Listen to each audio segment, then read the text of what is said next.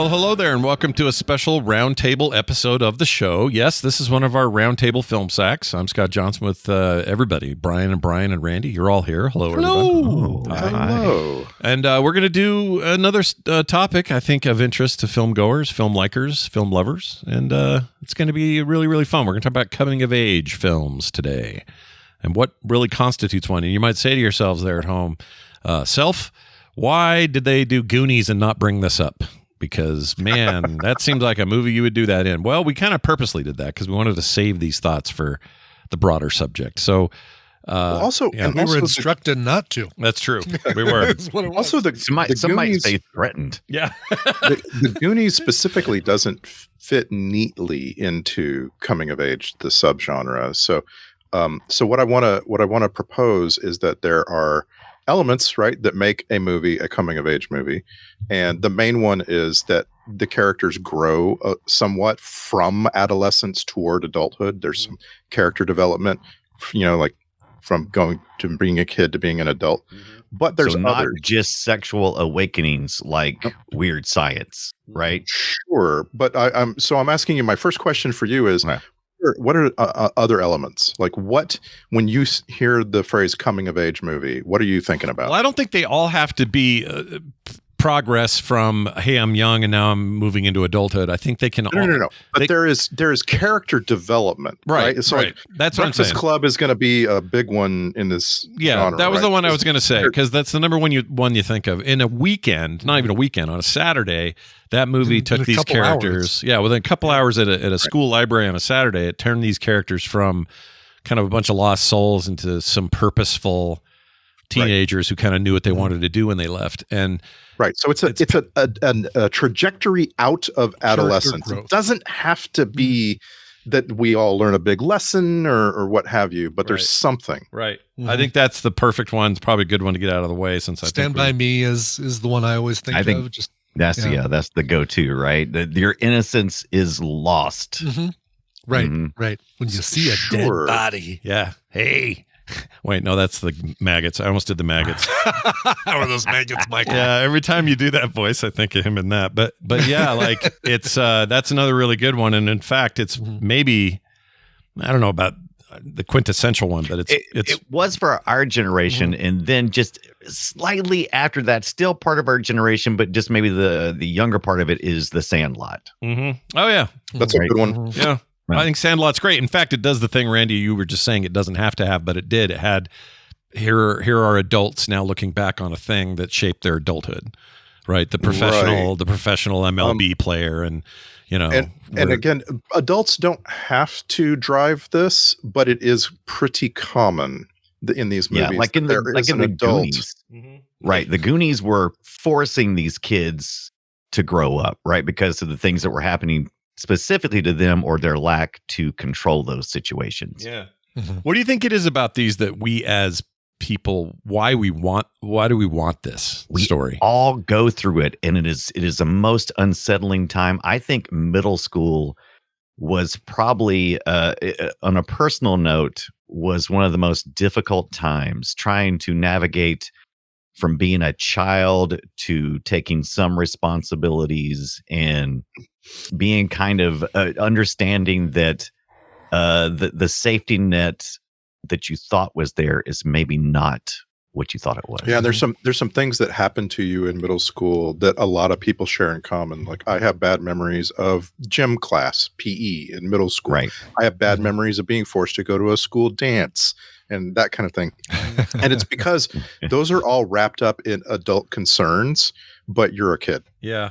Right. Yeah. That's a good way of putting it. Do you have Ibit, do you have a movie that isn't Breakfast Club, but that you felt like spoke to you that way, where it was like, yeah, this is me, I get it? Ooh, man, God, it's hard to think of. I mean, it would be one of those other John Hughes movies. I mean, I didn't have the 16 Pretty in Pink experience, right, or the Pretty in Pink. It seemed like that those movies definitely spoke to girls more than they spoke to boys. Some Kind of Wonderful probably would be the closer thing because there was the girl across the tracks that you kind of fantasize over, but then there's also the Martha Plimpton take her glasses off and get down to business, as Randy said last week. Let that line live in infamy. That you don't realize you have so close to you.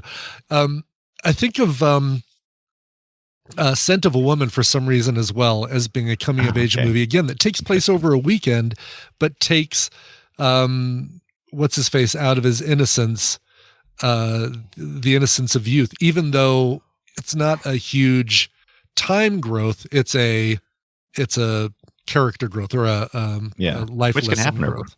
Why can't I think of his name? Charlie, no, not Charlie O'Donnell. Chris O'Donnell. Chris O'Donnell. Chris O'Donnell. You were in the right last name vein there. I was in the O'Donnell family. Yeah. Yeah. No relation to the Plimptons as far as we know. As far as we know, right. Yeah.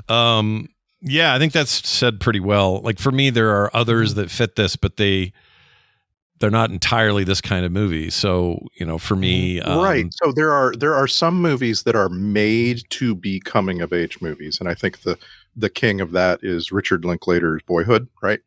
Boyhood is the intentionally. I mean, it's literally you watch an actor come of age over the course of 20 years or however long he was filming this. Yeah, there are a lot of others where you're telling a story that involves teenagers or preteens often, and you can't help but it become a coming of age movie, right? Mm-hmm. Yeah. So like Lady Bird. Lady Bird is not, but it doesn't set out to be a coming of age movie. No, that's the story it has to tell, because this is about a girl graduating from high school and going to college and dealing with her neurotic mom and so on. Yeah, I think that one counts. For me, it's a movie called Avalon, which I've talked about before. It's one of my favorite movies. I think I even did a host special on this, but you think you did, yeah. Love that movie. Barry Levinson movie, very young Frodo in it. Can't think of his name all of a sudden. Anyway, that guy. What about teen angst movies like? Oh yeah, you got to let me finish talking about my Avalon. Oh, I'm sorry. I thought you were done. I'm sorry. No, this step on his Avalon. I apologize. No, this is the reason I bring this one up, because it's not explicitly a coming of age movie, but it is about. It's more like a national coming of age movie where it's about a different time and a different place in American history that is very different when you get to the other end of it. A lot of the dream part of it is gone. A lot of the actors have some major transformations by the end of it, and it feels like the world's having a transition in their life, not just a single character. Even though there are single characters, they're certainly affected in it. So if anyone out there's like, wait, what? I would highly recommend watching that movie. It's really good. Sorry, Dunaway, go ahead. I still need to see it. No.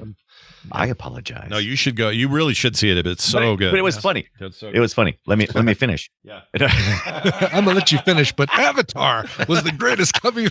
That's right. I love it. All time. I love it.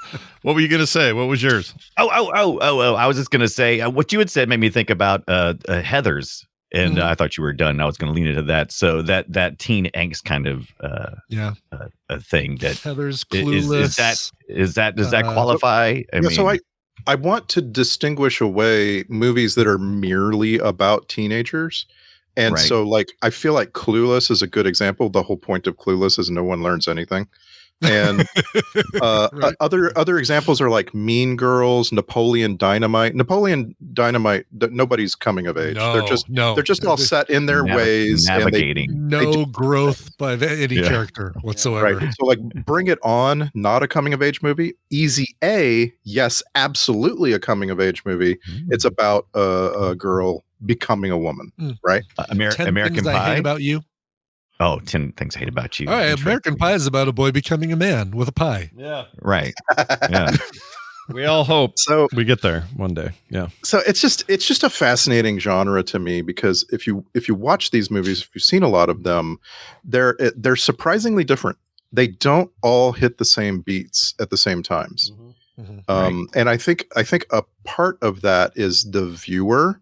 So like there's a time in my life when these movies resonated with me the strongest, and it's not when I was a teenager.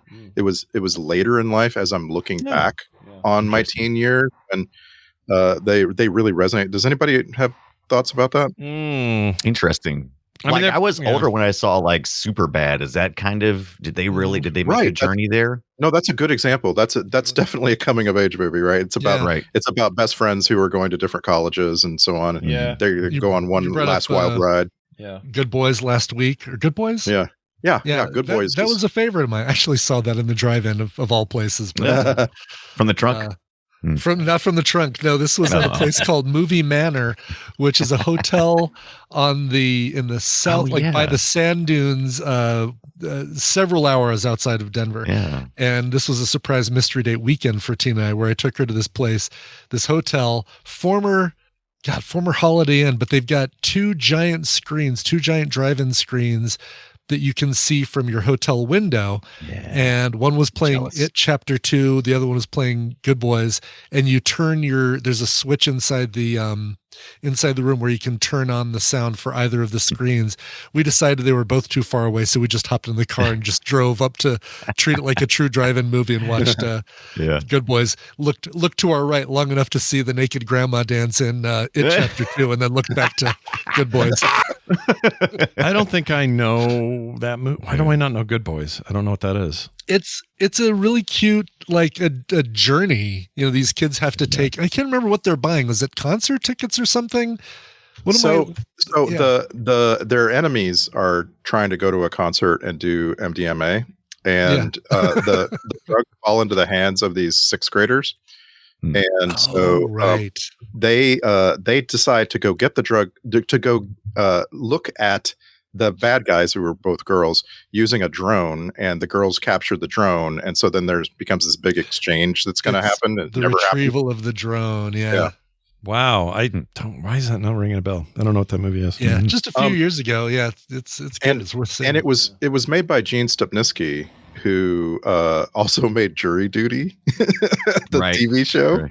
Oh, the one with where the guy doesn't know he's in there. Yeah. Okay. And the happiest reality show you'll ever watch. Yeah. And Gene Stupnitsky also made one of my favorite recent coming of age movies, which is No Hard Feelings, where Jennifer Lawrence has already come of age by a lot, and Andrew Feldman has not. Oh, I love that show. That movie was great. Loved it. That was really good. She was very brave in that. She got very naked on a beach in that movie. She did for a long period of time and ran naked, which that's not a great. That's brave. Yeah, that's like the Seinfeld episode where the don't cough naked, don't work on a bike naked, that kind of stuff.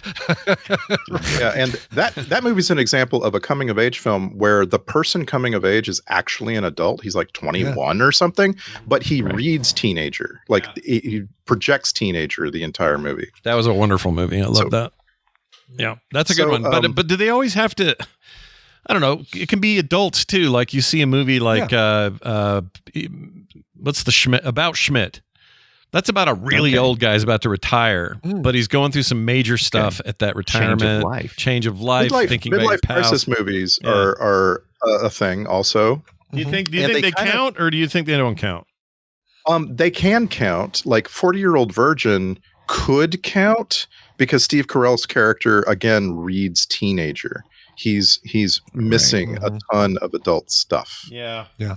I guess that's the idea. It's that formula, and it just works for. You could either take it down to some 15-year-old trying to figure himself out, all the way up to an 80-year-old who regrets everything. Was Risky Business the biggest coming of age of his type? It's one for a time. Yeah, that's a good one. Yeah, and that makes me want to ask you, who are your actors that are in your like top 10 for the genre? I want to go ahead and put one at the top of the list for you, and that is the queen of coming of age movies, Leah Thompson. Molly Ringwald. I was about to say Molly Ringwald is like just everything. I just want you. I want you to hear Leah Thompson's 1980s. She was in All the Right Moves, Red Dawn, The Wildlife, Back to the Future, Going Undercover, Space Camp, Howard the Duck, Some Kind of Wonderful. This is an unbelievable streak for an actor. Like, it's just like she was cast in that's not the 80s. That's 3 years of Molly. wow. Thompson. So not 16 Candles, Breakfast Club, Pretty in Pink, and like St. Elmo's Fire. Those aren't coming in. Those could count. Molly Ringwald. I mean, a couple of those are pretty good. Yeah, those are definitely. I mean, Yeah. I would say, Ringwald's up there. She's up there. Yes, absolutely, absolutely. Yeah, for sure. I'm trying to think of another one. Anya Taylor-Joy in Furiosa. Reset your counters, folks. Yeah, It's a coming of age movie. it is. It 100% is, but it's also so determinant about what it's the world. It matters so much in how she is coming of age. So I don't know. It's not the relatable kind of coming to age, I guess. Or We talked about him so much last week, but I think Corey Haim for a while, like my gosh, yeah, everything ever License to Drive, but even going so far back as Lucas, like there's a coming of age film with Charlie Sheen and the Goonies girl, Cary Green. Yeah. Cary Green. Lost Boys is kind of a coming of age for him. He's the youngest of the group, watching his brother go through this stuff. Yeah. You know what? I like that pick. Lost Boys. Mm-hmm. Lost Boys.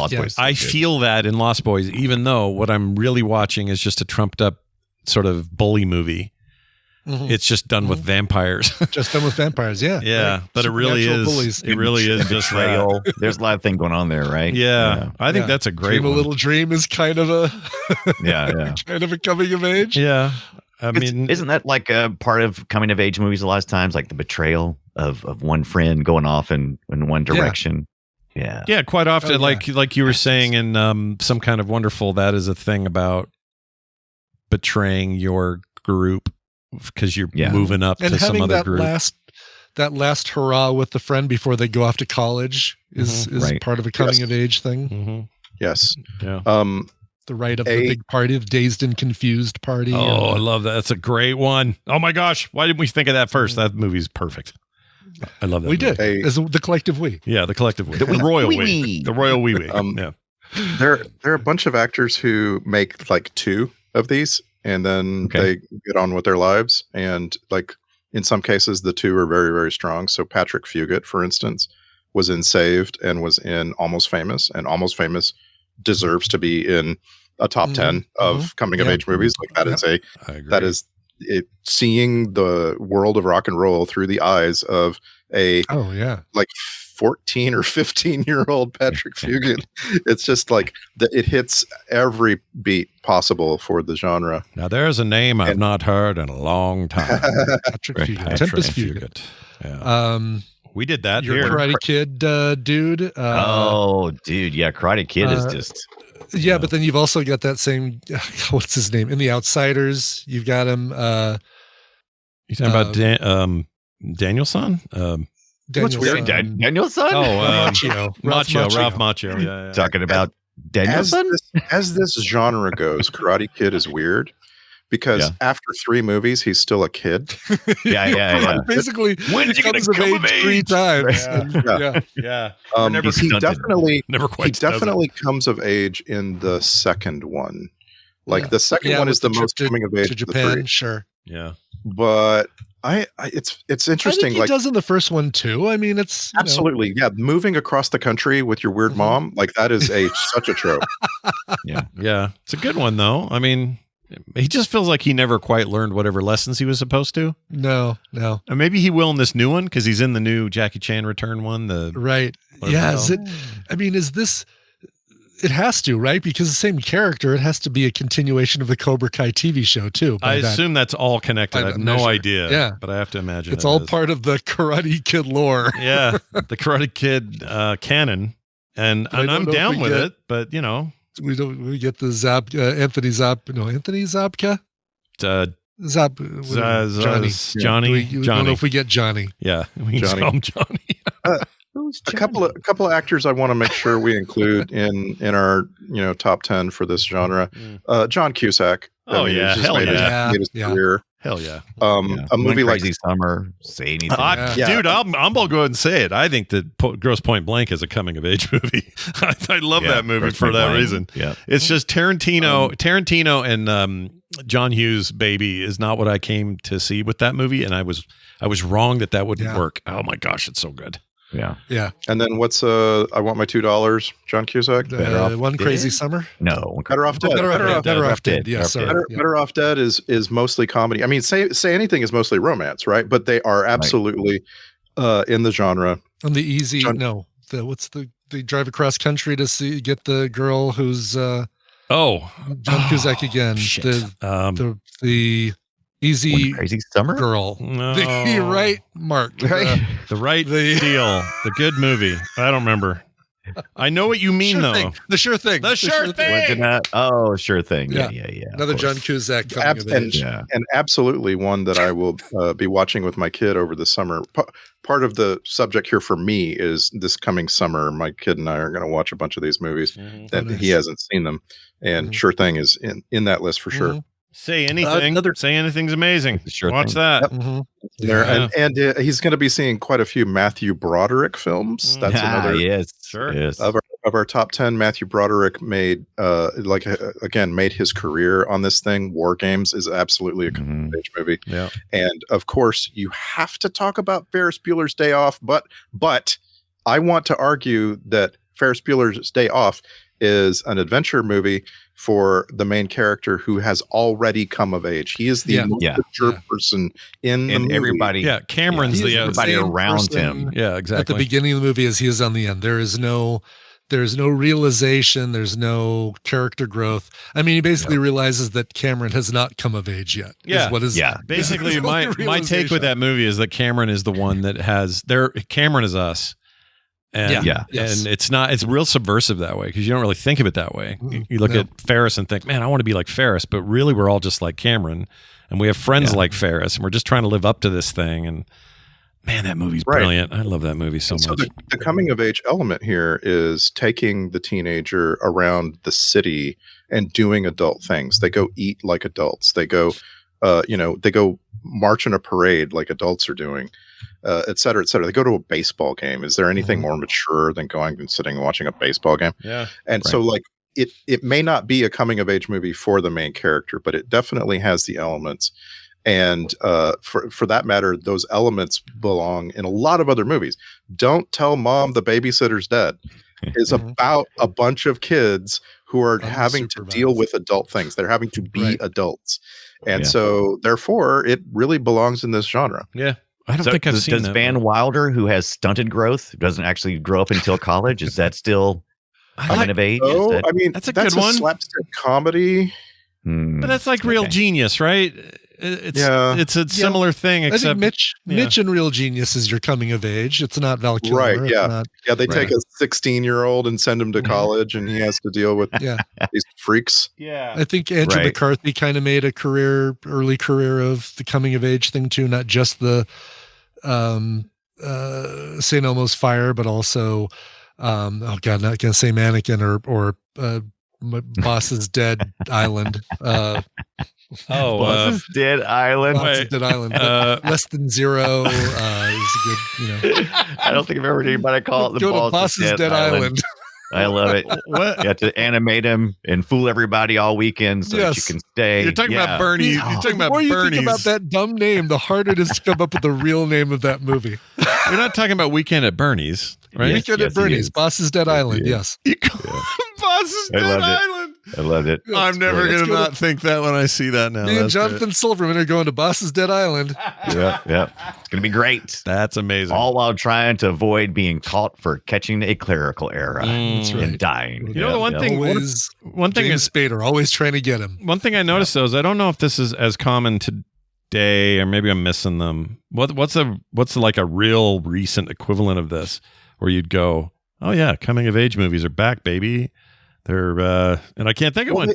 I They mean, never went away. Stranger Things was my TV, but it was all that, right? All these No, that's kids good. coming of age. That's actually really Right. good. It also plays so hard on the stuff we grew up with. Like it's really a Yeah. nostalgia play for like Spielberg style, coming of otherworldly age tale and kids coming up through it and all that. But Yeah, That's a my good one. point in bringing up Lady Bird and the Jennifer Lady Lawrence movie was that this has never gone away. It's always been a thing. However, there is definitely a golden age for this thing, and that golden age is the 1980s. And there's a reason for that. And the reason is, before a certain point, movies are being made for adults by adults. Movies are expensive. You have to go to the theater and see movies. You don't have home video, et cetera, et cetera. Before a point, you're not marketing movies to teenagers. And then everything explodes in the 80s, and you have the advent of home movies and so on. And suddenly there's a lot of money in making movies by teenagers, about teenagers. There aren't necessarily zero coming of age movies before the 80s, but a movie like Empire of the Sun, I don't actually know when that was made. Oh, it's so good. 87, 88, yeah, something like that. A movie like that can only exist during the golden age of the movies. You just, no one wants to tell that story in the 1960s for some reason. Yeah. Your more recent examples are really just going to be, I mean, Disney's leaned hard into those kinds of things, or Pixar, Inside Out, and the oh yes, perfect. Inside Out. Coco. What's the one with the two? Oh, the Red Panda. Oh yeah. That's a good one. Red. Something red, turning red. Big red. Turning red. Big red. It's about the Menzies. It is. It is, yeah. Well, I mean, Pixar famously, all those guys are like our age, right? So they're writing stuff that clearly, it's like the writing team on Futurama. Right. It's so clear when you watch Futurama. They're inspired by the same 80s movies we've been talking about, but writing stuff for the new. And they make references to things that I wonder today, like kids hear some of these references and go, do you even know who Doc Brown is? Or do you even know what, you know?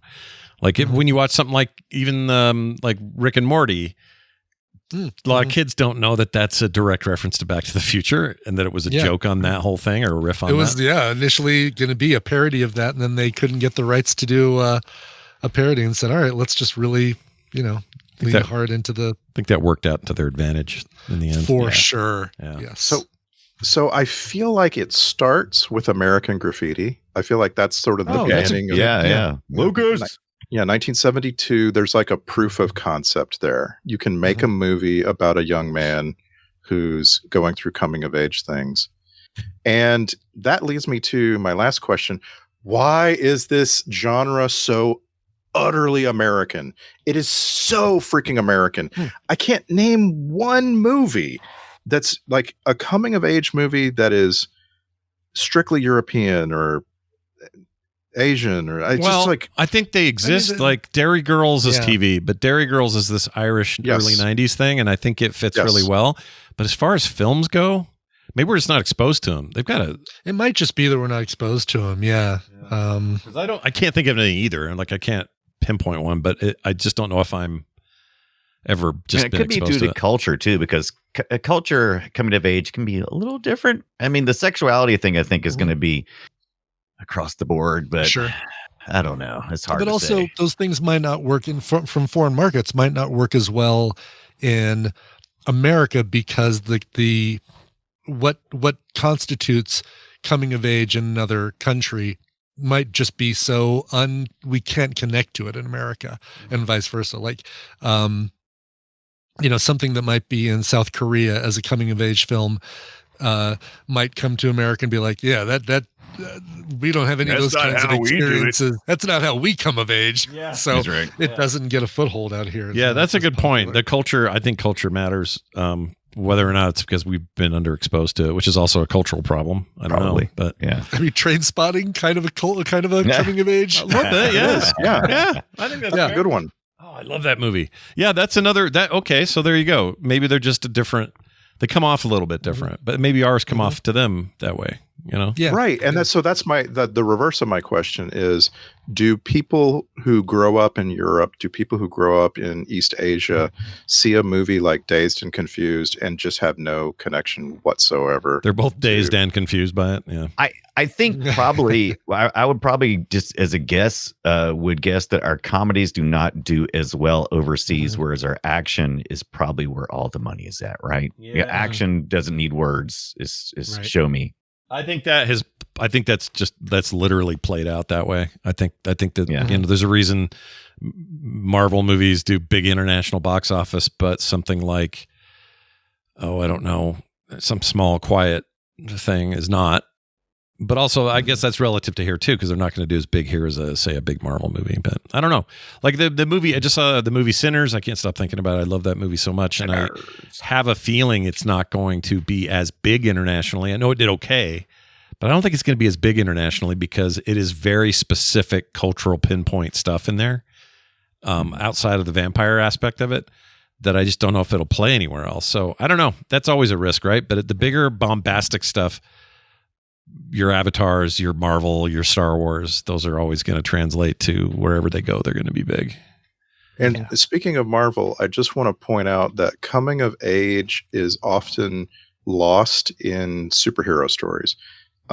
Spider-Man should be a coming of age story. You could make it one, but Spider-Man gets fantastic powers, and so he doesn't really have to face growing up. He beats his boys up in the first couple of minutes. He faces leveling up, right? Yeah. But growing up is just not really there.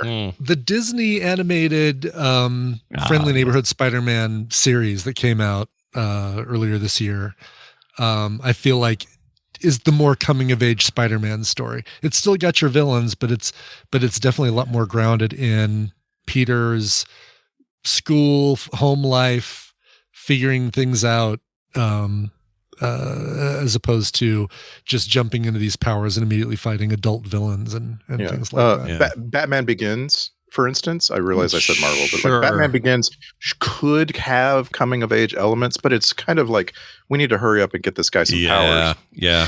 I mean, part of that comes from we're all tired of the origin with him, but that's another. Yeah, superheroes are hard because I actually do think the comics do this better than the adaptations do. Yeah, because the comics can go so long form. That's a good one. Kick-Ass is great. Is one that does it well. Yeah, I think if I'm, if I want to be general about this, I'd say Luke Skywalker is kind of absolutely one of these. I mean, it's the hero's journey. It's like any other story, but it's also a lot about being young and wanting to go to Tashi Station and not deal with your uncle's bullshit. Young and whiny.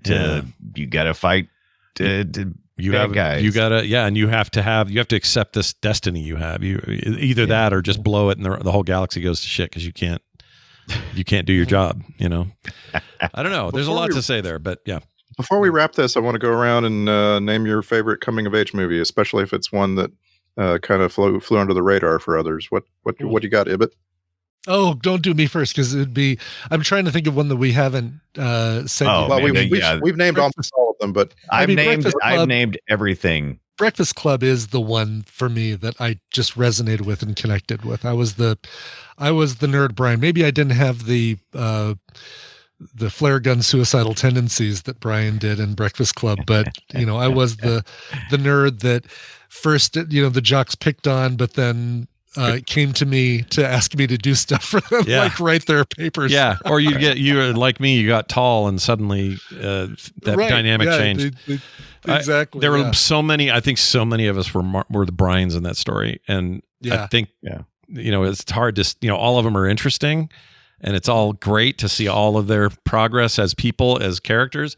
But really, he's the guy we all related to the most. So as far as a movie that you were super sportsy parent that really pushed us to get into sports, we didn't. No, people out there did, but it wasn't us. Right. So the relatability, I think that movie just wins hands down across the board. But so I agree with that. If I was going to add one, I know I already mentioned it, but if you want to see a movie that's about a country coming of age and not necessarily in all the right ways, I would see Avalon. I love that movie. Okay. You'll walk away having learned a little something about the turn of the century and what it meant to be an immigrant, and then how that all changed by the 70s. And it's very, very good. Dunaway, do you have a favorite? I don't think we've mentioned it this week. We did mention it last week, but I mean, E.T. is just an absolute banger of a coming of age. One that I always see and I'm like, oh yeah, I love this coming of age movie. And then it goes off the rails near the end is Explorers. I think we watched Serial Film Stack. Remember Explorers? I can't remember it. They all get in this spaceship. But I'm really thinking of Flight of the Intruder. I think a lot of you guys did that. It was. When did we do this? Like 2 years ago? No, it's probably longer than that. Anyway, it's got River Phoenix, Ethan Hawke, Jason. What's his name? I forget his name. Anyway, Jason Preston. they find the ability to they're basically being beamed plans on how to create a spaceship, and they take this tilt-a-whirl type seat and they get this like this force shield. But anyway, there's a bunch of stuff going on with the characters, and one of the reasons why is they're trying to escape all the bullshit that's going on in their life. And then like near the end, all of a sudden they're running into space weird puppets and stuff, and it goes off the rails. But I like every it. time I watch the first half, I'm like, yeah, this is great. Yeah. I'm glad. I don't remember watching this, but I believe you if you tell us that we did. It made me think of Super 8, which is another good one. Oh, that is I love that one. Oh, it's so good. That was my second. It's my second favorite JJ movie, and it's kind of back before, he became the butt of everyone's jokes about Star Trek and Star Wars and blah blah blah. But Super 8, man, what a cool movie that is. Yeah. And it really does hinge on the coming of age parts. That's the important shit. For sure. Aliens are secondary. It's very good. Good one. All What about you, hail Randy? Elle Fanning. So Right. I have to bring up two though that we've already talked about because I think Boyhood is the most important in my experience. It's Boyhood. It's very realistic. There aren't like winners and it's like a Florida Project. You're not gonna have a great time with this movie, but you should watch it. So what you're saying is I should finally see Boyhood. Is what you're saying? Oh, you haven't seen Boyhood? No. Yeah.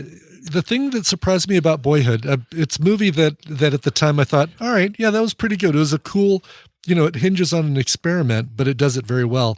But I've thought about that movie so much since I've seen it that I was not expecting to. Expecting to pop back into my head and be like, oh yeah, this is the thing in Boyhood. My number one is going to be Almost Famous. Almost Famous, it hits every note perfectly. It's about music. But also Frances McDormand is my mom. Jason Lee is my older brother. There's a whole scene where Jason Lee is trying to give an interview to Patrick Fugit on a bus, and everything he's saying sounds so smart, but is actually not at all. And it's like perfect. It's so perfect. All that stuff. Kate Hudson in that movie. Kate Hudson is the girl that I was so freaking in love with when I was in high school, and I just couldn't get her to pay attention to me. It's freaking perfect. It hits every note. The music in it is great. It's like if it was if you told me you can watch one more movie before you die from this genre, I would choose Almost Famous because it sweeps you away. It's such an adventure. Wow. Speaking of, you said something about falling in love with somebody kind of like in that story, I think is what you said. Is that what you said? I think it's what you said. Anyway, that's what I heard. The Journey of Natty Gann. Did you ever see that movie? No. I know of it. I know of it. I heard the name. Yeah, heard of I've it. used the name in a joke, probably like Natty Gann. Yeah. Oh my God, I remember watching that and going, "What is she traveling on John Cusack? Who is this guy traveling the country? And who's this Meredith lady? Meredith Salinger. Yeah, she needs to be in this discussion. Right. No, I loved her. She was great. Well, there's plenty, and we haven't heard from is you at home. So send us your favorites and give us your feedback. We'd love to read them on an upcoming episode of the show. And next week, I think if everything holds, we're still seeing that twins thing. The what's it called? Twinsy. Double Trouble. Marion Twins. 1992 Double Trouble. Double Trouble. Where's it streaming? Max? No. Anyone? That's a good It's question. such a It's good streaming on question. Tubi for sure. Oh, it'll probably hang out there then. So Tubi last resort, but if you can find it, go Just Watch or realgood.com or something, and you'll find where it's at. But we're looking forward to that. Hopefully they don't pull it. We're just a little nervous about the rollover. It's on Amazon Prime. Oh, Prime. Okay. It is not scheduled to be removed at the end of the month, but they surprise us all the time. So Yeah. please go watch Double Trouble on Amazon Prime as soon as possible. Do it. Or lose it or something like that. All right. That's going to do it for us. Thank you all for listening to this and all our episodes. Go to patreon.com/filmsack to support us and filmsack.com for all other things. It's going to do it for us, for me, for Brian, and for Randy. I'm a man now. We'll see you next time. What did you do?